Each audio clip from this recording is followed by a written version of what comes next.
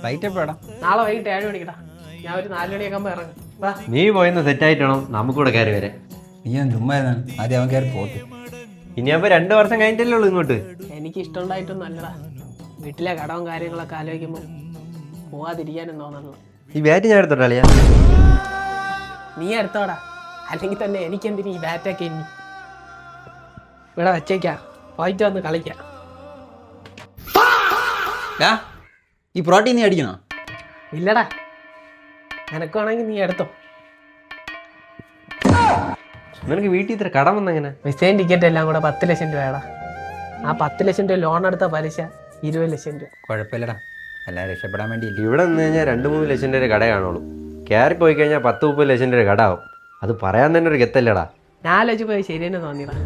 അവിടെ ആണെങ്കിൽ 1.5 ലക്ഷം രൂപ ശമ്പളം ഉണ്ട്. നമ്മളെ ചിലവും ടാക്സും എല്ലാം പോയിട്ട് കയ്യിലൊരു 10-15,000 രൂപ കിട്ടും. എങ്ങനെയെങ്കിലും ഒരു 10-45 വർഷം അവിടെ പിടിച്ചു നിന്ന് കഴിഞ്ഞാൽ ഈ 30 ലക്ഷം രൂപ കടവും തീർത്ത് ബാധ്യതയൊന്നും ഇല്ലാതെ നാട്ടിൽ ഒന്ന് സന്തോഷമായിട്ട് ജീവിക്കാം.